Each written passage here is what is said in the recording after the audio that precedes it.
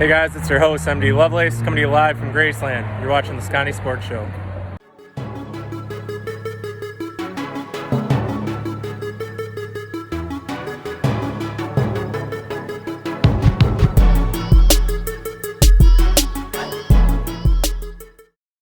Of the Sconni Sports Show, I'm your host, MD Lovelace. Yep, Bryce. Guys, football is back.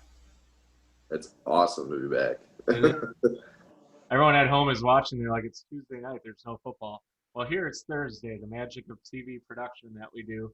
It is Thursday night, and it is currently 14-7 Chiefs. So always rooting for our buddies that we have down in KC and Mike Pennell and a few other former Packer staff and players. So can't argue that.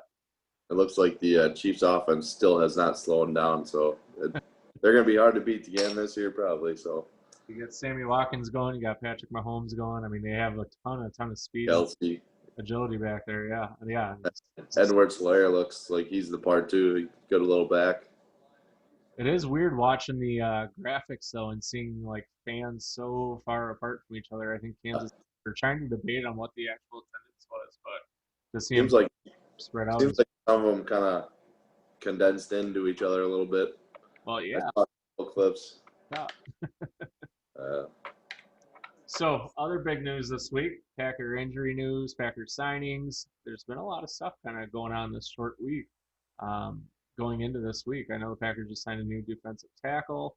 Kamal Martin, of course, towards the end they announced was going to injured reserve for a little bit or the PUP list for 6 weeks. So it'll be an interesting start so far. I got to talk to our friend and neighbor Ty Summers last night. He's excited for the season to start. Pretty good confidence, like everybody else, though. We don't really know what to expect. So yeah. So I'll break the little teaser here a little bit. We do have some good news. Ty Summers will be joining us in a future broadcast. We won't tell you exactly which one just yet because we have some stuff to kind of work out with it. But yeah, Ty Summers will be joining us on one of these episodes coming up soon. So make sure you guys keep watching because you never know when someone's going to show up next. Oh, busy weekend ahead, Jeff. We got birthdays, we got kids, I think you said you're going doing some Wisconsin apple picking. yeah, daughter's birthday, September 11th. Oh, jeez. Never forget. Yeah. Never forget. Yeah. We didn't realize it until she was born that day that it was obviously September 11th. I'm like, oh, man. Yeah, it's getting that birthday, so that's good. She'll never realize it when she'll realize the history, but not obviously the day. Like, it's not going to ruin her day, I guess. One of the girls just interviewed us about where we were. I'm like, I was in Mr. Olson's civics class. She goes, how do you remember that? I'm like, well, not many things happened during our lifetime other than the Berlin Wall, and I was half born, I guess, at that point. So I was in Mr. Picca's small engines class. Nice. Yeah. Didn't know what any of that stuff was or what it meant, but yeah, pretty crazy. All right, guys, so coming up next, we are going to be joined by former Green Bay Packer, San Diego Charger, and Indianapolis Colt, a former second-round draft pick, and a motivational speaker. That is Blaise Winter, coming up next.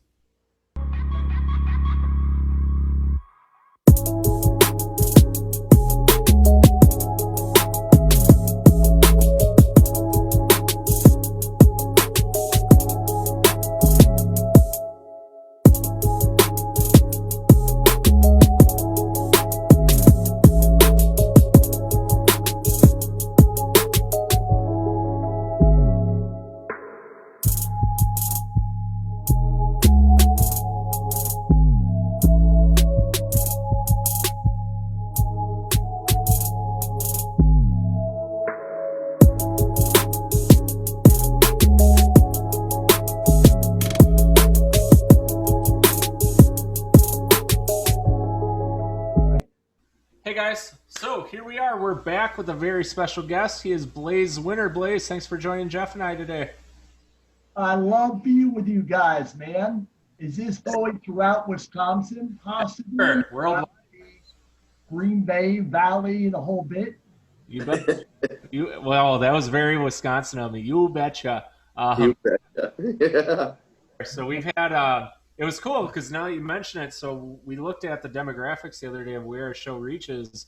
We've been in like 13 different countries already, so it's kind of cool to see where people are logging in at. So, and a good male and female audience members, which is really neat. So, Well, hopefully we won't lose anybody with my appearance. No, he's good. You don't know that yet. You'll see. a former second round draft pick from Indianapolis. Walk us through. Let's start with draft day. What was that like for you? Well, my dream started in middle school. The dream of, hey, I want to be an NFL player. And the reason why wasn't fame, glory, money, football. It was, I just want to have a place on this earth.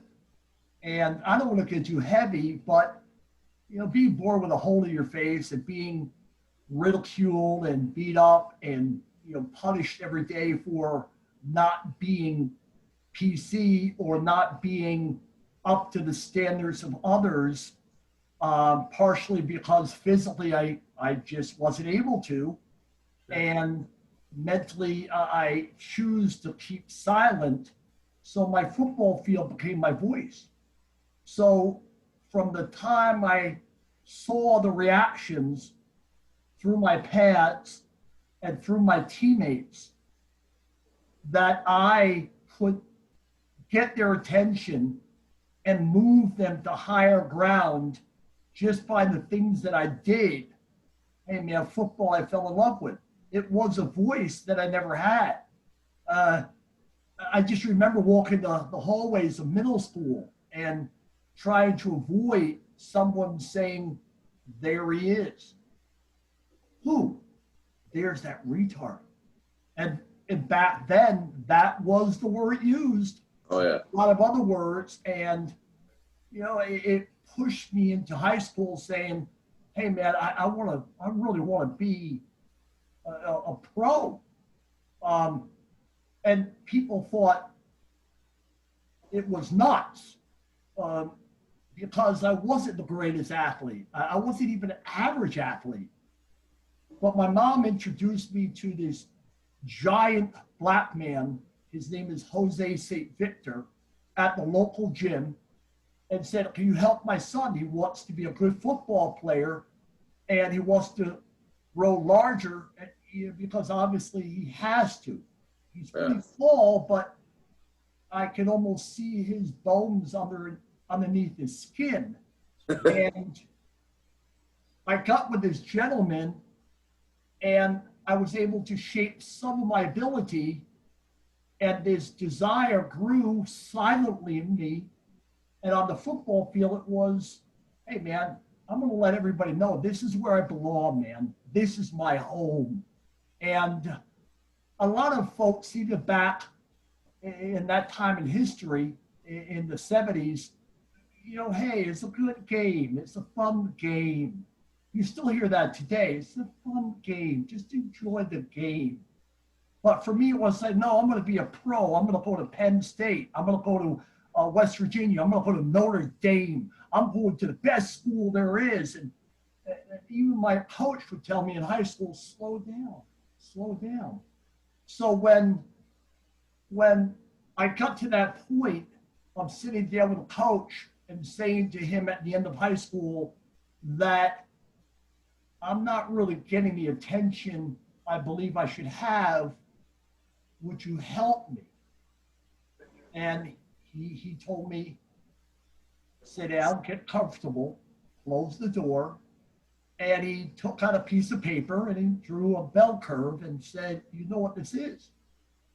And I said, percentages? Is that what about percentages? Percentages aren't in your favor. This is not realistic. And I said, you've been telling me I'm a good player. You are a good player for this high school, for this program. You're the best. You worked yourself into having a voice with actually speaking words at the pep rally. We all admire you, Blaise, but you got to understand that played at Penn State, Pittsburgh, Notre Dame, Ohio State, West Virginia, and down on the list, Syracuse. It's just not realistic. Well, you call him, coach. You call him. I won't let you down. And he said, calm down. I know how you are. Calm down. And he says, if I call these people, I would look like a fool. And I said, well, wait a minute. That's a fool. Why? You're not good enough. You're going to get killed. So now if you move forward in the story, I went with my mother. That day I went home.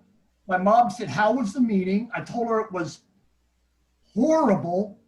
And my mom said, I don't believe you. She went up to TZ High School and said, why don't you tell my son this?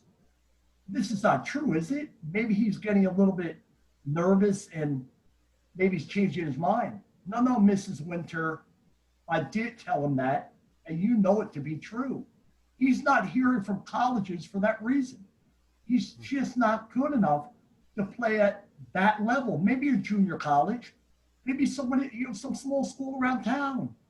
But at this level, really, it's impossible. And I told him I wouldn't look like a fool, and you understand. And my mom left, came home and said, go upstairs, pack your bags. Tomorrow we're going to Penn State. And I thought, what did you say to convince the coach? And my mom said, no, he told me what he told you.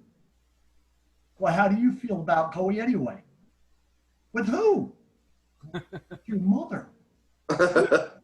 With my mother was the type of lady that would take you through New York City and go round and round the buildings until you would look up at her and say, I'd rather be at school. That's how desperate I was, that I'd rather be at school. And then she would say, how do you know what's around the next corner? It might be all you need. You might forget all about being bored and hungry and tired. And lo and behold, it would happen. She would set me up to the point of exhaustion and mental fatigue, walking the streets. And then she would give me that gift of hope by taking me to a Broadway show to see my grandmother, or taking me to another theater to see my grandfather, or taking me to a statue that looked larger than life. And lo and behold, it was alive, a living statue. And I felt empowered in that moment. And then she would say to me, I know you're tired. Let's go home. And I would say, what? And she'd say, I know you're tired. I know you're tired. You're hungry. You'd rather go to school. Let's go home. No. What changed your mind? Well, I don't know. You do know. What changed your mind? And all right, I like this. This is fun. Let's do more of this. And then she would say, Blaise, it's out there. It's out there everywhere. You just have to reach it and not quit before you reach it. If you don't quit before you reach it, God did not make you to be a piece of garbage. I know sometimes you feel that way with a hole in your mouth and the surgeries you've had to go through and the speech therapy, but I'm telling you, I understand, Mama. I understand. So you go back and you listen to a coach say certain things, and then you reflect back, and all I need is one more. And then Mom comes home and says, pack your bags, we're going to Penn State. Well, what? All you need is one yes. One yes. Penn State, no. Pittsburgh, no. Ohio State, no. And then she turned and went to the Pro Football Hall of Fame. At this point, I'm saying 3 strikes. I don't play baseball, but I think I'm out. He said, why didn't you stop being a wise ass? Why don't you stop doing this? Mom, we've traveled all the way from New York City, where I was born and raised, all the way to Ohio. What do you want from me? Let's go in here and celebrate. celebrate what? What's possible. This is what I rode all the way across Pennsylvania with a mother that was constantly telling me that God does not create garbage. And one day you're going to realize you are, and my mom would use this term because she was an artist, a painter, you'll be a masterpiece. And I always pushed her aside because, you know, moms don't know anything. I know it all. And I finally watched her walk in the doors of the Pro Football Hall of Fame. And I said, damn it, she is crazy. And I went in after her. And after 3 hours, I came out. We drove all the way across Pennsylvania, not one word spoken. And I said to her when we entered New York, can I go one more place? And she said, why? And I said, because there are people in the Hall of Fame that are just like me. Just like me. But Syracuse already told you twice, no. Well, maybe third time you'll be lucky.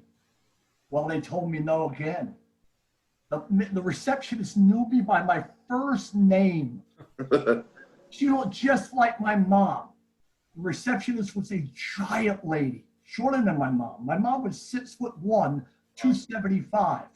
And they both looked like very happy hippos talking to one another. And I'm this young, thin, 195 pound, 6'3" kid who wants to play college Division I football. Say, Mom, excuse me, can I play here? Oh, well, let me see what I can pass along to coach. I got home, I got an invitation to walk on at Syracuse University. I walked on at Syracuse University. On the rebound, I earned the scholarship of my first year.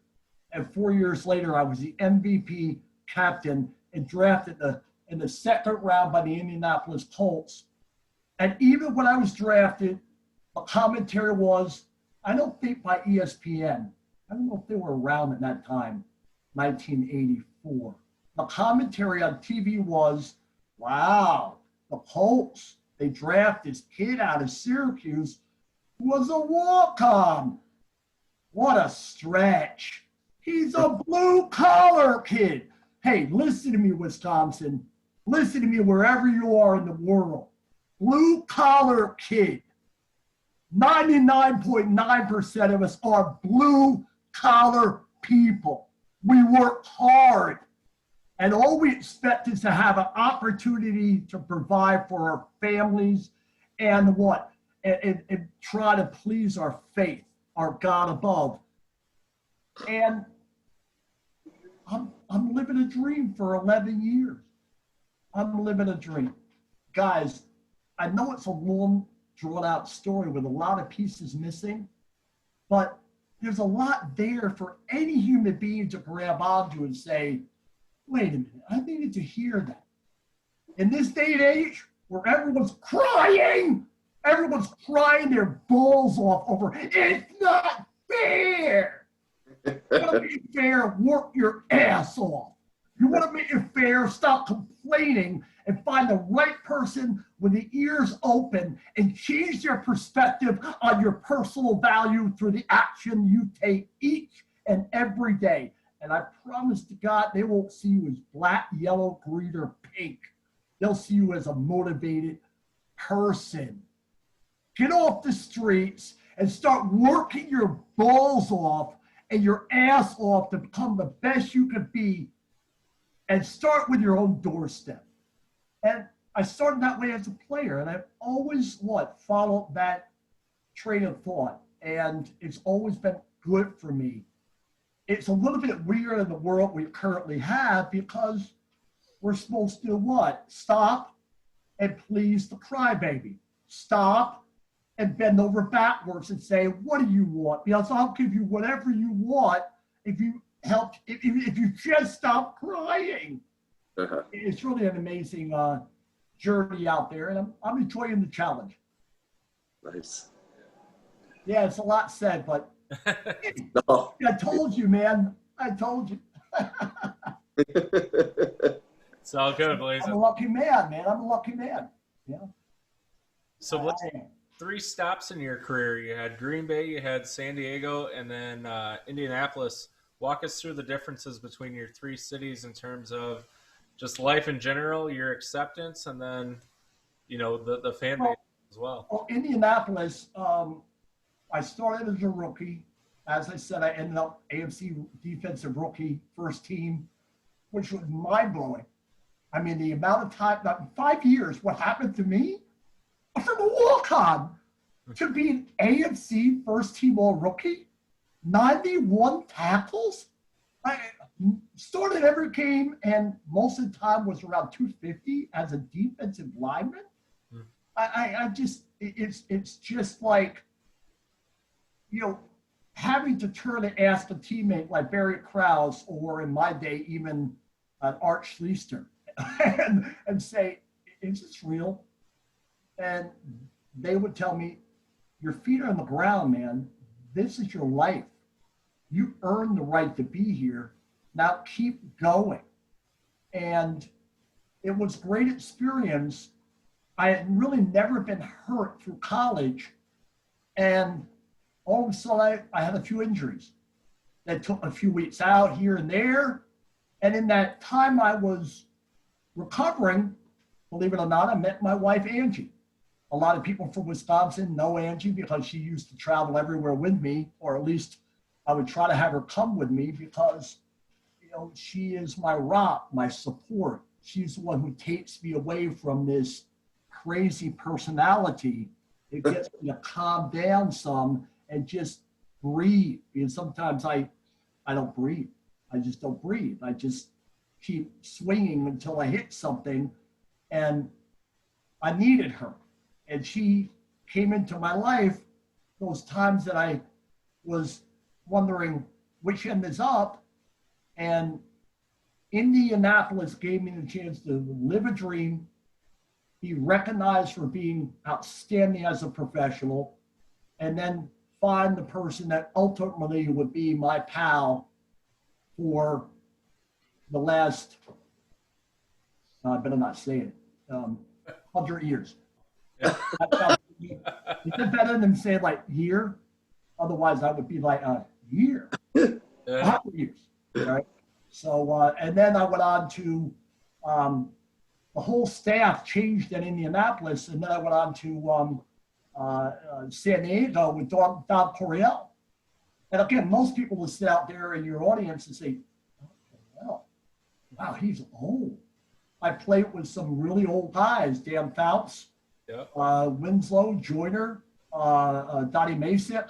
I went to San Diego for a couple of years, played there, and then I was brought into work one day in the off season after 2 years and said, you're going to Green Bay. And I said, Where?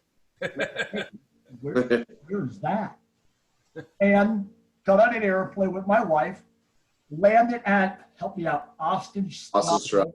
Yeah. And drove over the 172 bridge, Yep. 20 miles, turned into a gas station, asked, where's Green Bay? They told me to go back north. I said, I just came from there. That's Green Bay. And I finally found the hotel, and the sun came up, and the stadium's larger than the whole town itself. Yep. And I said, what am I doing here? And my wife said, do they have us in the right place? I literally went to work, and it became probably the best stop in my NFL career because the town I could identify with and I could connect with. And I raised my children many years later for almost 17 years in Appleton because I believed in what I saw from the people there, and the places were grounded, and it was just home for quite a while. I currently live in the kind of Appleton area. Yeah. That's My friend Dave Adamovich, God rest his soul, just passed away. A great friend, Dennis Smits.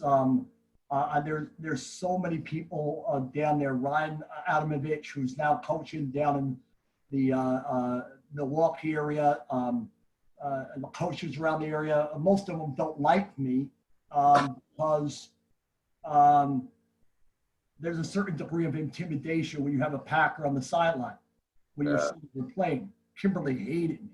They could not stand me because, hey, who's this guy coming into our territory? See, I can say it now because my sons don't live there anymore. My sons are out and about. One of them is in Nashville as a musician, doing rather well, on the rise. And my other son's here, building a life here in Florida.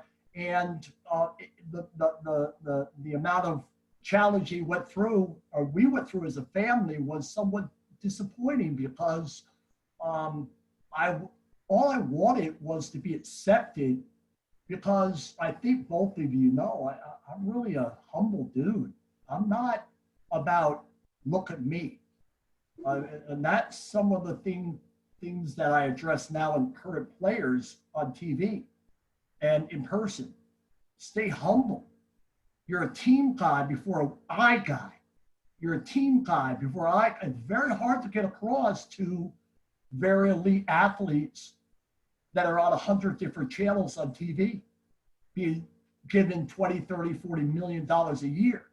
It is very difficult compared to throwback Blaise, where it was rather easy to get along with Brian Noble. It was easy to get along with Robert Brown and Dave Brown and Mark Lee and Mark Murphy and the guys out there were just so grounded in, we're football players. We're tough and we work off each other. And it was really, one of the best stops. And then I went back to San Diego, where I had a chance to play my best football with Bobby Ross and go to a Super Bowl with him in 1995. A hell of a journey, man. And it continues because I have a lot of wisdom that I love to share, as you can imagine. What was the difference between your first and your second stop in San Diego for you? Well, my first stop, it was the end of something. Don Coryell had been there forever. Dale Fouts was at the end of his rope. I mean, I walked into a locker room. There's a great visual for you. I walk into this locker room that is old chain link fence, wow. Divided lockers. That's the way it used to be. Mm-hmm. And the guys like Dan, maybe not Dan, I don't want to get him in trouble, Donnie Mason, they're sitting there every other row, every other bench, smoking a cigar or a cigarette, having a beer. It was a whole nother life of hardcore guys, blood dripping off their elbows, sweat rolling down their, the side of their face, down there off their chin. It was hot in there. There wasn't any modern conveniences. It was the basement of the old Jack Murphy Stadium. It was just old guys that were at the end of their rope. When I went back, it was a bunch of new blood that was much more talented in that time in their life. They were on the rise. The others were decline. The time I returned, the second time, they were on the rise, and I was just really lucky to be with a coach who liked players like me. And I remember Coach Ross telling me, Blaise, come here. You know why you're here. You know why you made this team. And I said, I'm a good player. Oh, yeah, you're a good player, but you're a chemistry player. Well, what? You keep Leslie O'Neal and Bert Grossman focused by your play. And wow, I understand. You are going to lead this defense by your humble, hard-working approach. A team needs that type of guy. You're that guy. And I'm like, thank you very much. I won't let you down. And I never did. I felt I played my best football. And think about this. In 1992, we had 51 sacks. 51 sacks out of 54 came from defensive linemen. That's unheard of. That is absolutely unheard of. We were second against the run, first against the run, third against the pass, and we had we were just a run-oriented offense, but we played fierce defense. And I was so proud of the fact that I had these two guys, Grossman, who's the coach of the arena football team in San Diego, Leslie O'Neill, who I'm not sure where he's at, and a few other guys near me that since have passed away. And you know who was right behind me? You guys know? Junior Seau. Junior Seau. Yep. Junior Seau. And I'm like, wow, man, I'm the luckiest man in the world because Rodney Harrison. Gary Plummer, who eventually went up to the 49ers, and a lot of amazing people that I wasn't used to being around. You know what I mean? That really were able to mount a positive surge for something special like a title. And being a part of something that San Diego really wasn't accustomed to, it turned that city upside down. And it was so easy to be loved by people that said, wow, we finally have a team. See, at Green Bay, they love you no matter if you win or lose, even though it's getting harder and harder. In San Diego, man, we finally have a team. I mean, it's changed a lot, but, you know, obviously San Diego is alone now without a team. That's sad, but the NFL has changed a lot. And for a lot of us old timers, we're just very concerned about it. We don't want to turn them into we don't want it turning into a third political party. There's two that are bad enough. We don't need it to turn into a third. And right now it's on an island trying to balance out everything politically, and it should not. It should just play football because these fans deserve football players, not politicians on the football field. And that's been my stand. And for some of us old guys, we stand alone more and more because, well, that's not Blaise. You got to believe in justice. Of course I do. But I don't believe in skewed truth. I don't believe in made up truth. It's contradiction there. It is or it is not. We can't keep making up stuff, and we got to stop crying. You know, the old baseball movie with Tom Hanks. You don't cry in baseball. Yeah. Well, there should be a lot less crying when you're adults on planet Earth. That's just my opinion. You don't like it, you can write me all you want. Blaise at blaisewinter.com. This is not a political fight. This is simply a stand and an honest person telling you his gut down deep approach to living. Work your balls off and you'll get where you want. That's what I believe. No one's going to hold me back. Hey, remember something. Was I born with a hole in my face? Yes or no? No. Yes, I was. I had a hole in my face called a cleft lip and palate. Yeah. I was labeled disabled. The middle school counselor, high school counselor said, Mrs. Winter, we have a plan for your son. We first must accept that not everyone lives an exciting life. Some people are meant to live a quiet and slow life. I was labeled disabled. I am far from disabled. I am far from disabled. You could put black skin on me or purple, and I would not be what? Handicapped, because I refuse to let myself be. Now, Ken, I understand you two may never let me on the show, Ken. No. So I guess that's the way it is. Another beer. Explain. Get me fired up. Easy show, isn't it? Blaise, where were you 20 years ago and I could still move and play sports? Yeah, crap. I could have in high school. I got my blower. I got that. Every once in a while, we have love. There's love in the air. All right, go ahead. Sorry, man. Go ahead. All good. Is there one player in particular that kind of helped drive you a little bit, even more, besides yourself? I think a guy very beneficial to me in Green Bay was Robert Brown. Robert Brown. Okay. he was a rock solid gentleman who got through a lot of the downtime in Green Bay and was a consistent performer, not real flashy, and he always presented himself as, hey, what do you need help with? It wasn't about a challenge, a competition. It was, hey, man, we're Packers. What can I help you with? Yeah. I mean, John Anderson, one of the best on the earth human beings, and is so grounded and humble. Brian Noble, one of my good friends. I mean, Kenny Rutgers, I still talk to this day, and I feel bad that he's out there in crazy Oregon. I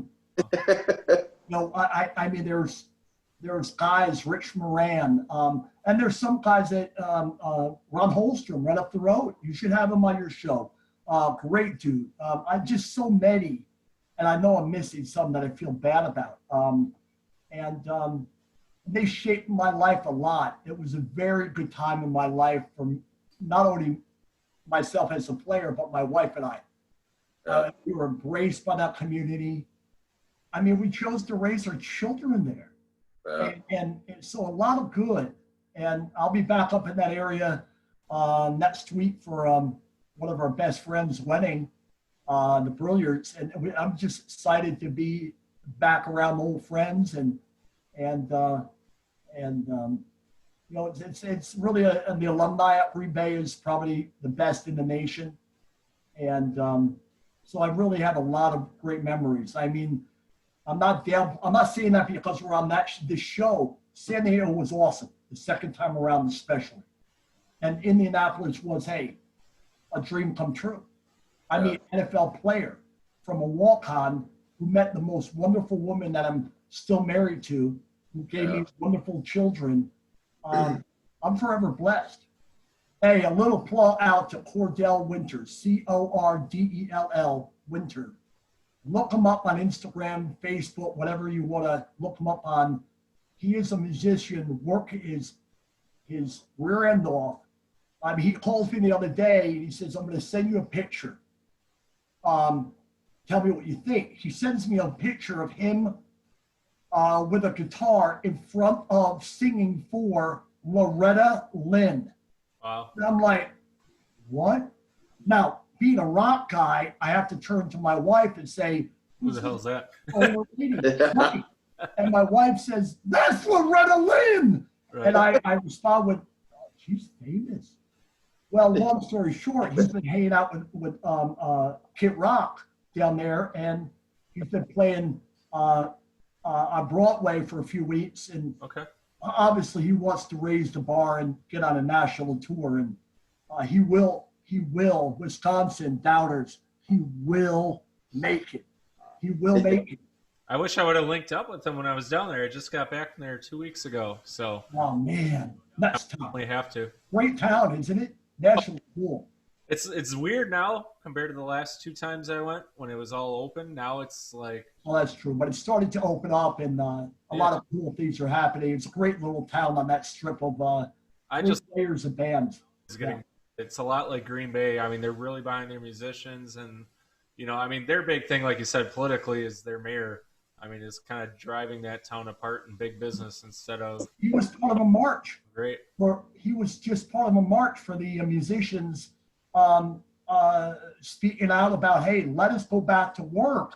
Your musicians are going broke. Oh, yeah. I mean, they can't play. They're on the street. They moved down there for reasons.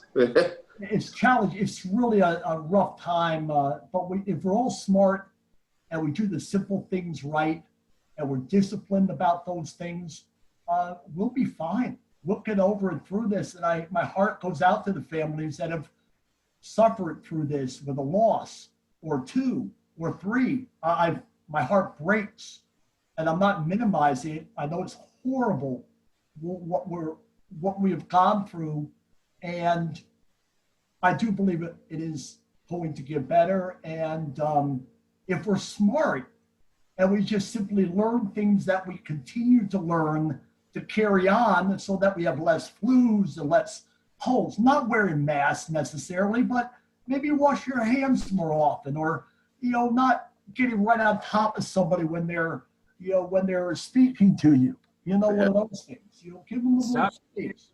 no. Especially for a spitter like me. Things fly. I'm gonna have to wash off my screen in the morning. No, I've been known to do that a couple times. I always wonder what that is in my car on the mirror, and I realized, man, I talk a lot on the cell phone, and I have, and it's like, oh, why is my mirror so dirty? I'm a spitter. I'm sorry. I always warn people about sitting in the front row with me, but I've learned to move back a little bit. And I hope to return. I like to return and share some of the programs I have on diversity and on adversity and dealing with adversity, dealing with where we stand individually and how to get beyond the hurdles in our lives. Usable information is what I'm all about. It's always been about, hey, can you follow this diet? Can you follow this plan? Can you execute this system? Because if you can't, you'll never do it. So you have to keep it for all people doable. And obviously the individual has to measure that, but eventually as a mass, you say, I can do that. Or I'm glad you reminded me of this. I'm glad. I almost forgot about that during my daily rush. And it's really where I come from when people bring me in, and I love to return more often to Wisconsin and be part of my my second home. Nice. So we finally got a chance to start week 1 in the NFL. Blaise, did you ever think we were going to get to this point? No. I think it's rather amazing to see college, high school down here in Florida. You have high school up there? Yeah. They have the option. So I think 40% of them backed out. I know. No fall playoffs or anything. So around by me, Kaukauna, Kimberly, I think Green Bay, Notre Dame, even they're all kind of playing somewhere. I personally think it's extremely important. You have to weigh out what's the other option. A lot of time on your hand in front of a screen when you're 17, 18 years old. I think be safe, go play football, learn to what? Do things around your peers, maybe 10 feet apart from one another. You can do a lot of stuff alone in that space and still look to the left and to the right and say, there's my buddy, and feel that pressure to perform at a higher level and have those 2 or 3 hours pass and then go back to your screen that constantly reminding you how it's the end of the world. And I think it's extremely important for these kids to get on that football field and have that right. I understand why the worry, and I understand why the worry coming from the schools, pretty obvious, called a lawsuit. But the bottom line here is these kids, if we're all unselfish, need it. They need it really, really bad. And I know we've lost some kids down here because it was such a dreadful outlook of not having football that we lost some kids down here that jumped. And I don't have to say anymore. They're not living anymore. That's the thing they had to express themselves. And I can relate to some of that. And what's the other option? That's what I always want to weigh out. The other option is what? Yeah, if he has a job, he's going to dig holes. It's all right, fine. But most of them have too much time in their hands, even with football. So my thought is, man, they need that 2 hours. They need that 2 hours. Yep, agreed. Yeah, people got to stop reading into that mainstream media that feeds you that garbage.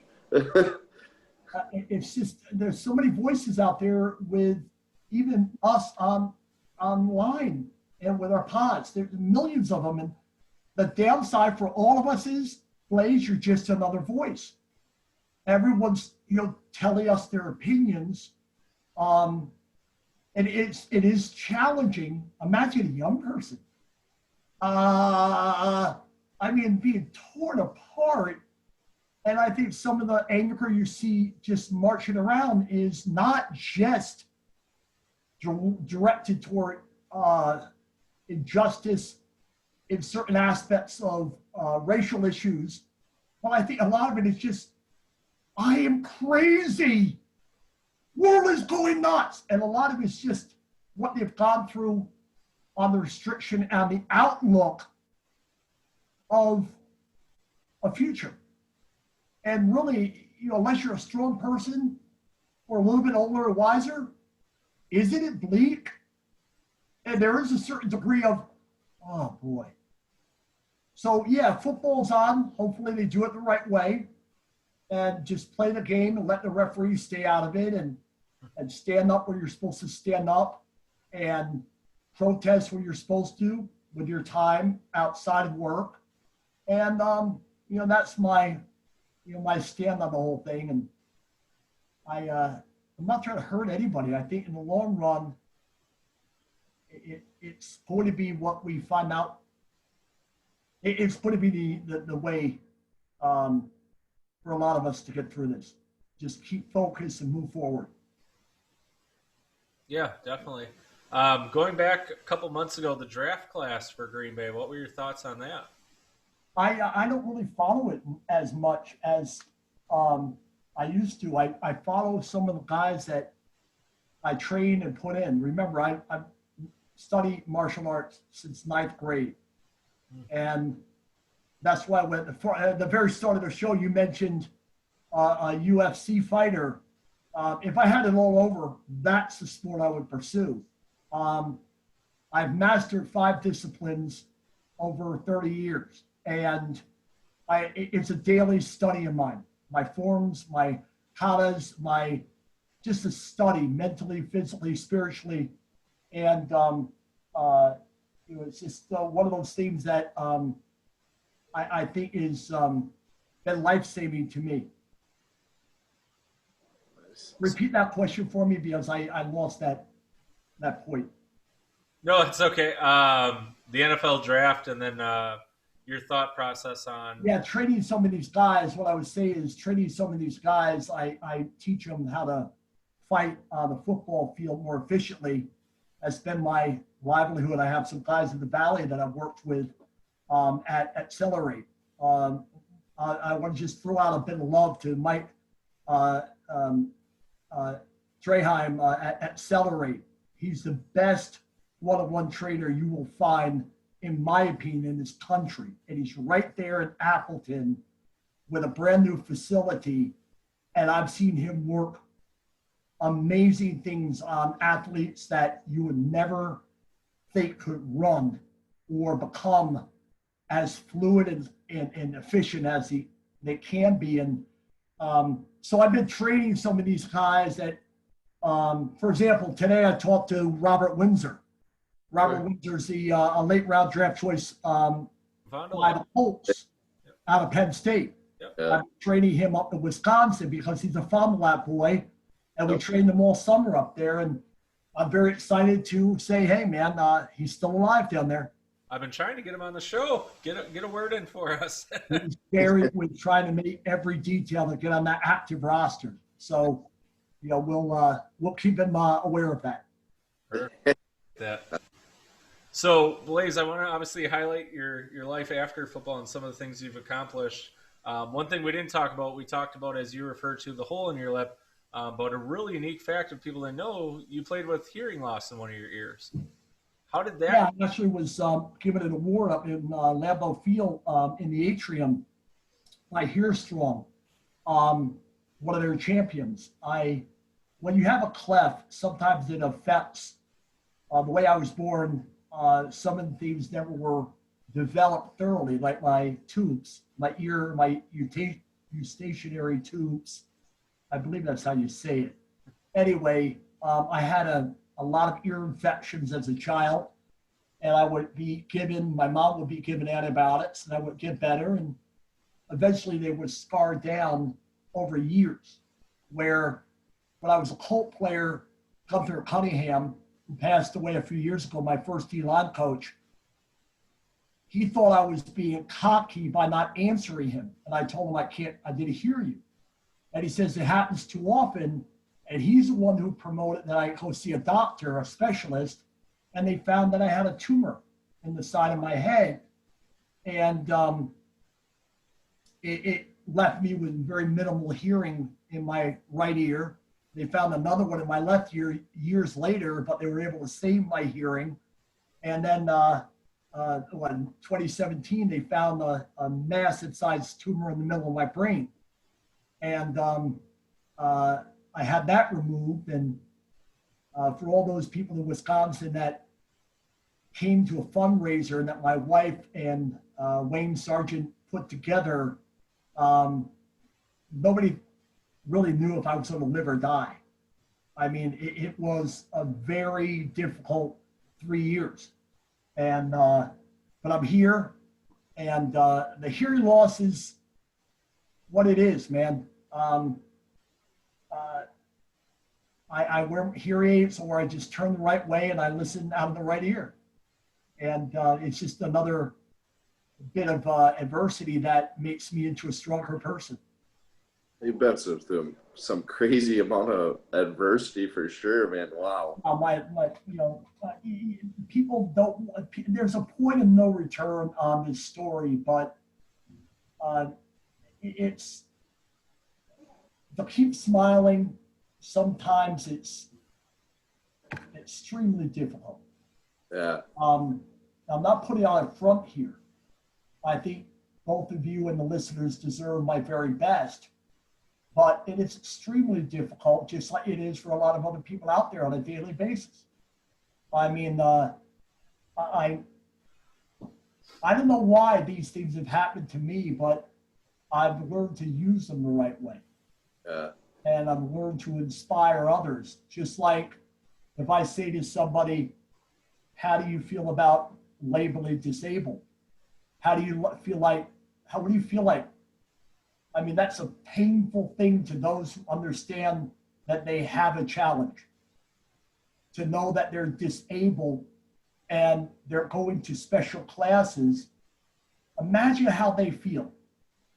And a lot of them can't walk the streets and say, I want it better.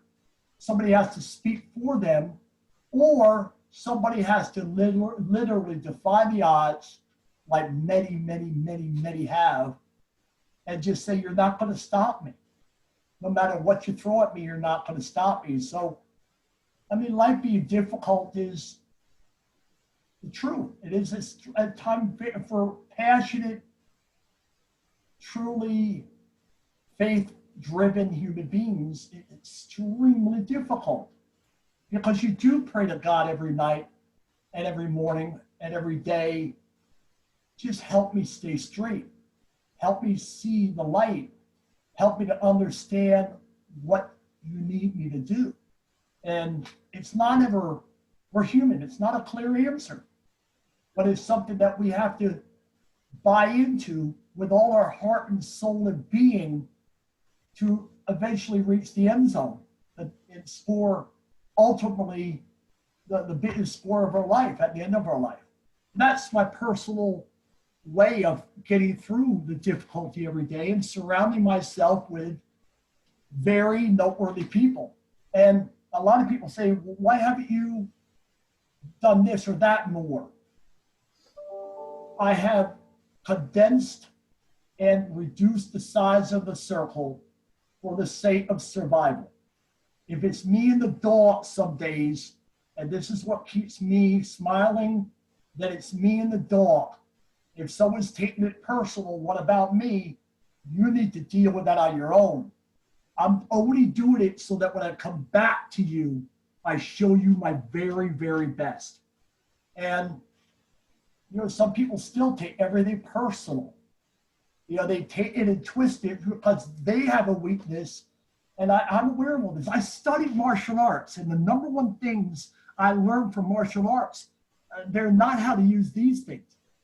There's how to, they teach how to use this and your soul, and how to interpret anger, and how to interpret your own tendencies so that you stay efficient. And these are very useful things to kids and business people in this country. And I've been speaking about this stuff for, as you know, 20 plus years. That's crazy. So you live in the valley? I live in the valley. Yeah, I live. I don't know if you ever heard of Combined Locks. Yes. Yeah, I That's live over. where I think Dennis Smits used to live. Okay. Behind Locks. I think he lives behind Kimberly High School now, but I've got some great friends there.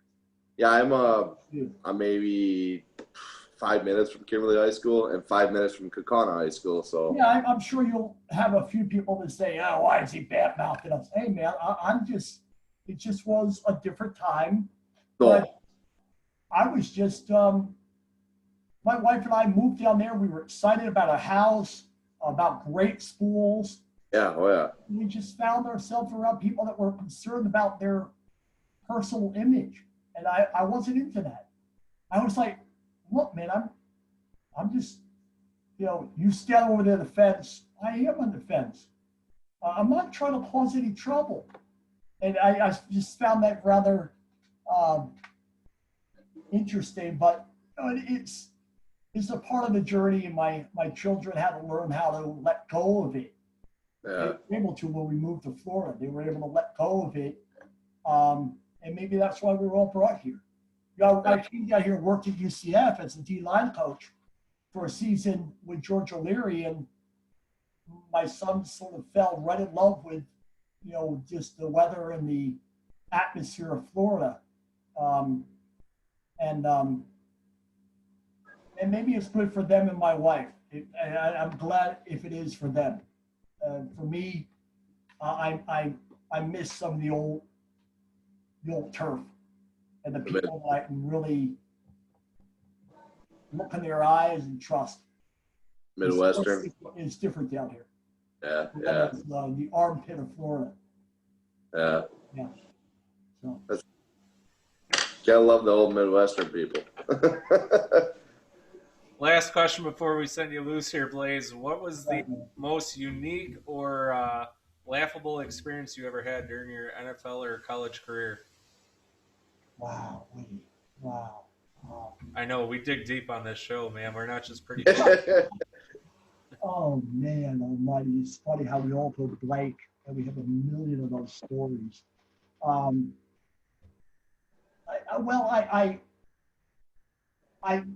don't know if it's laughable. I find it funny. My first experience on the professional football field, my rookie year with the Colts.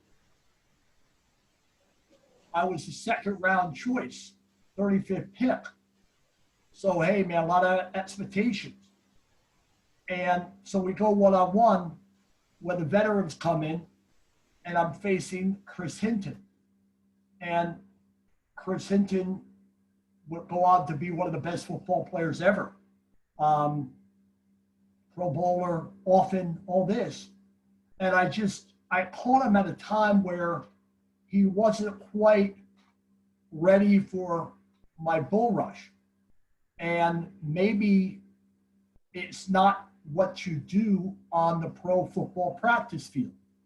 But being the crazy man that I am, and I am now, I bull rushed him, and he went on down to his rear end, and I hit the bank after I ran over him, hit the bank, ran back to the line because, hey, you're conditioned to run back to the line, and now I'm settling down on my feet for my second rep, and I'm turning around, and who's right there in front of me doing this to me?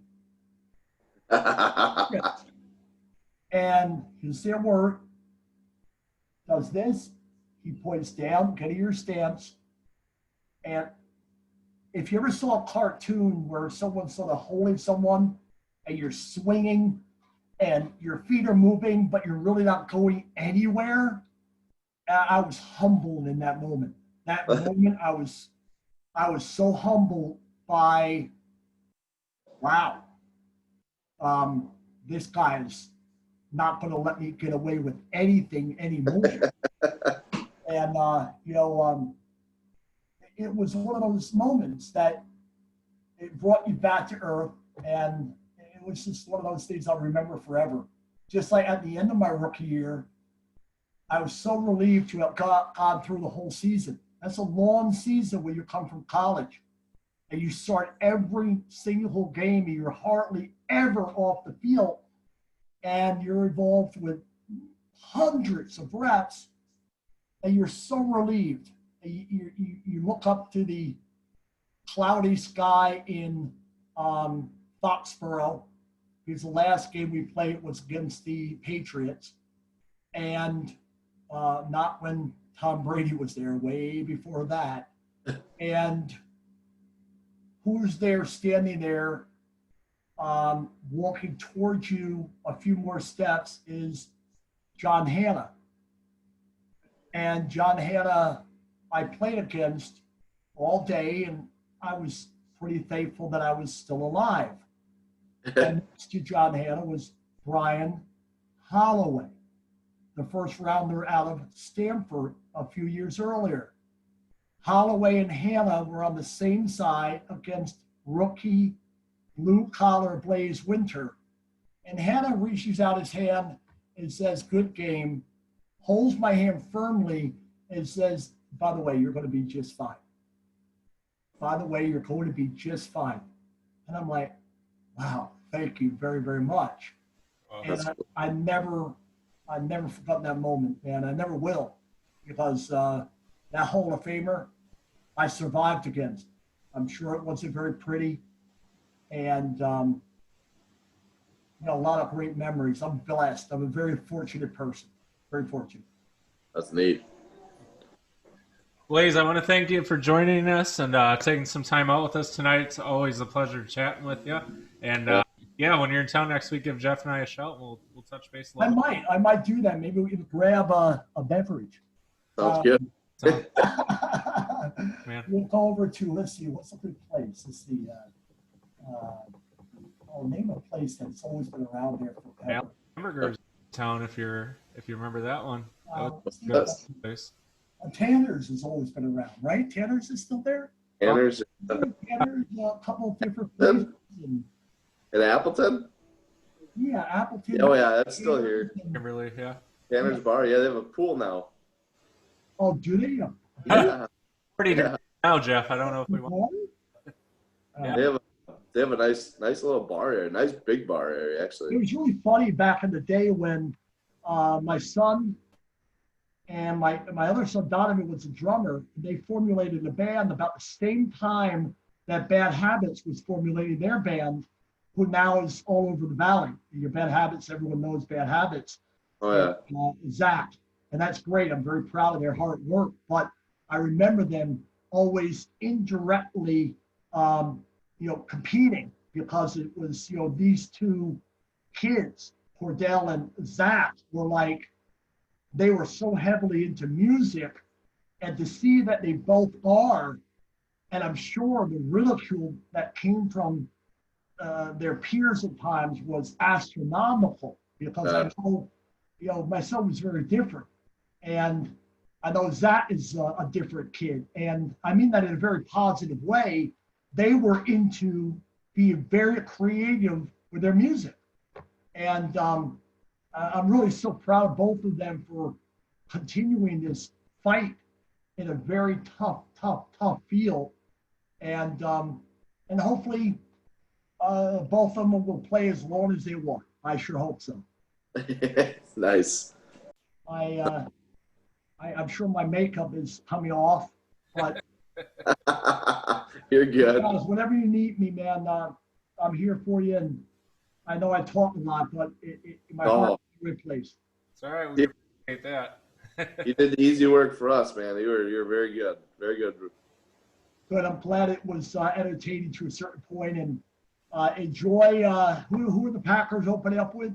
Vikings At Lambeau? No, at Minnesota. That's probably good. It's probably Yeah. it's probably better up there in front of what, about 25,000?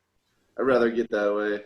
so I it's just- Some of this I don't stuff, think they have fans a this- little Yeah. bit more. Minnesota this weekend. It's all Nice, but they've had that for years. Cool. Yeah. All right. I'm going to let you go, man. Anything else you need, let me know. But, there's a point you cannot walk away. You have to stand up straight and tall and mean the words you say. There's a point when you decide to do it because it's right. That is when you become a point of light. I wish for everyone, especially this time of history, to decide to be a point of light, to direct people in the right direction, to solve these ill feelings that we have and this virus that we have, and start with yourself and do all you can, and before you know it, you'll have a few following you and a few more, and before you know it, we'll be a little safer and we'll be a lot healthier, and we'll be back to full stadiums and big concerts and, hey man, Guns N' Roses all the way. Nice. All right, see you later. Yeah, see you later. All right, bye. Hey. Wondering where we got our cool mugs and thermoses? Look no further than our pals over at Just the Three of Us. Stenciled, the official apparel provider for the Sconni Sports Show. All right, so that was our special guest, Blaise Winter. We want to thank Blaise again for taking time out to chat with us. Jeff, I don't know, man. It's tough to sit there and complain about the little things in life at this point. Holy cow. Yeah, well, that guy had some pretty big adversity things that he definitely went through and still kind of fighting through. So, Yeah. I'm not going to complain anymore. No. I mean, we're laughing about little things, and it's just like, oh, this hurts, that hurts. Like, brain tumor's pretty serious. So, Oh, yeah. makes you evaluate a lot of things, especially when people are like, Blaise hit some good points. The woe me craze of this generation just seems to be more and more prevalent, or the antisocial kids you already have that can't hold a conversation. Now you're saying distance yourself more. What it's supposed to do. Pretty soon we're all going to be, why even develop speech? Why even do all that when you're just going to text each other or email the whole day? So, Yeah. it's weird, man. Even being old and going back to school now, we've joked around a little bit. Me going back to college now at 30 plus years old. It's funny because there's so many kids that are just texting away or email professors. I'm so old school. I like getting that one-on-one interaction, knowing what the heck's going on. So, Yeah, one-on-one is a lot better. helps me out a lot. Definitely a lot simpler times for sure. Before I forget, I got to thank G5 Designs for this cool shirt. Playing Minnesota this week, obviously it stands out really well. I to a customer yesterday that was a big Minnesota fan, and I asked her if I could see the trophy case in her room, but I still made the sale. But she definitely got a good chuckle out of it. So it's my uncle, Nice. cousins, all of them out in Minnesota too. It's all right. You guys can come visit our giant trophy anytime. That brings us into our next point here, Jeff. Predictions for this Sunday: Packer win, Packer loss, and what are you expecting for a score? I'm thinking Packers are gonna win. I don't see Minnesota's offense doing much. Like they lost Diggs. I mean, Delvin Cook's kind of ran on us a little bit. I'm going 31-13. Okay. Pack. I'm going to go 24-10 Green Bay, but still a close match. I think it'll kind of open up towards the end. I just think when you get guys in there like your A.J. Dillons and your Devontae Adams just wearing down, I mean, look at the secondary for Minnesota. It's all new guys. New guys, yeah. He's gone. It's like it'll be an interesting characteristic to see what they're, what's plagued Green Bay for years in our secondary. It'll be interesting to see what Minnesota does this weekend. So by the time this airs, though, Jeff, we will have already known. But we're again recording here early on a Thursday, so we'll have some time. I shouldn't say early. Kansas City is putting a hurting on Houston. Definitely. It's not looking good for Houston right now. Yeah. No, J.J. Watt still looks pretty darn decent coming off the edge there, but I'd still like to see him in green and gold eventually. yeah, you can always hope, man. It'd be good to see all three Blatt brothers over here and just form a team around them. Yeah. Oh, yeah. I'm trying to think what else we got to talk about, Jeff. Anything else on your end that we're missing? I feel like we're skipping out on the whole segment or something. I don't know. I was thinking, let's throw some predictions up there at Packer Records and on our sports page and see what fans think, and maybe see division winners from every division, and see who's going to go Super Bowl, seeds and everything. Just see what everybody thinks. Nice little conversation starting point somewhere on our page. Jeff, that's definitely a difference to you and I. You are the book nerd research guy. I am I don't know, let's throw crap to the wall and hope it sticks. So, yeah, definitely on that one, folks. I will jump in as he tells me I have to do something. Definitely. So it's neat to kind of see and then go back on later and during the year and see how well you're doing, I guess. I don't know.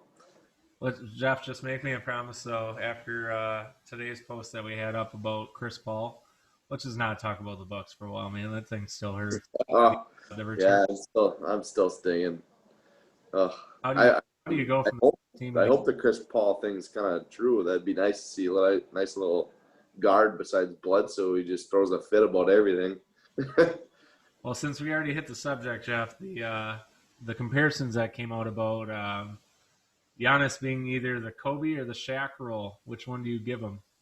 Do you think he's the main guy, or do you think he's above him? Because he didn't do much during the final series here. Oh man, you look at that line, the Bucks did better without him. That's a hard thing because Giannis is the Bucks. I mean, you take Giannis and Middleton off that team, they're in trouble. Let's put it that way. And this offseason too, there was talk he wasn't going to be back. So, him. I think you were the one on board with that earlier in today's postings about that. But yeah, it'll be interesting. What are the Brewers doing, by the way? Brewers are they're below 500, third division. How are they? Leading it. Okay. So it's safe for my son and I to bust out Cub jerseys this week in that field. Oh yeah, you're good. You're good. Bust them out all you want.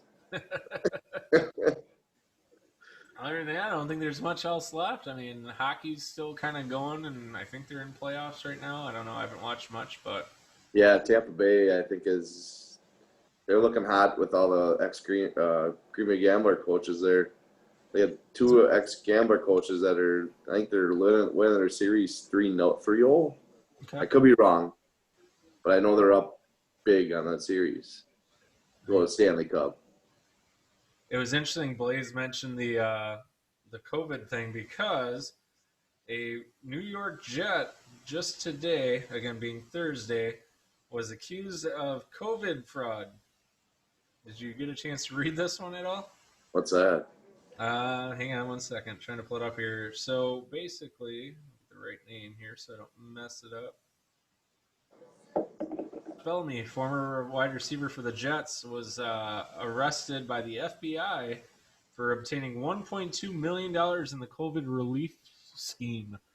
So he and some others decided to put down a bunch of names for businesses that they could claim relief from. Well, yeah, they kind of do their research now and then. So he got busted for that. He was already cut this week, and he had insult to injury by, getting hit by the tax man. So who was that?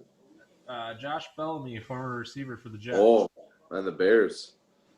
Yep. So it's not looking good for him. They did a whole raid and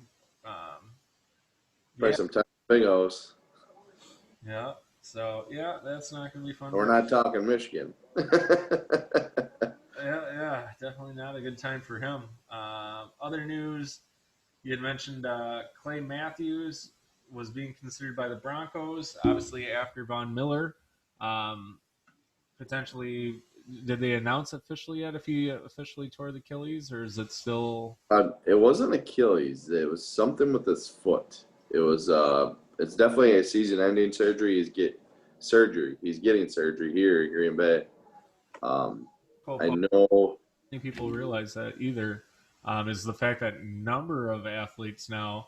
One of the guys I went to high school with was posting some added names too. So if you haven't seen that thread, look it up because it's amazing how many of our, and that's just talking NFL guys. There are numerous athletes from the NBA, MLB, all over. Green Bay has really been pretty lucky to, with that new Bellin clinic, and then even some of the Aurora docs I've used. really becoming some of the leaders in sports med around the different leagues right now. So, pretty neat story to see that now Von Miller joins the likes of Cam Newton. Um, Elshon Jeffrey was another one that did his rehab here. Lucky Whitehead, who played for the Eagles and Cowboys, now up in the CFL again. He had some work done out here. So it's pretty crazy to see the number of guys that are now turning to little, as Blaise said, the little town you blink and miss. But now it's becoming an industry leader when it comes to the sports medicine side of things. So pretty neat. Yeah. Nice. Perfect. Well, Houston's putting a comeback into this game here, so I'm going to go ahead and tune into that, take some migraine meds, and get some sleep. So, Jeff, until next week, we're not officially announcing the episode just yet, but we'll have another new guest for you this next week, and hopefully coming to celebrate a Packer victory. Looking forward to another one. Sounds good. All right, guys, so thanks again for joining us. I'm MD Lovelace. Jeff Bryce. And you've watched Sconni Sports Show.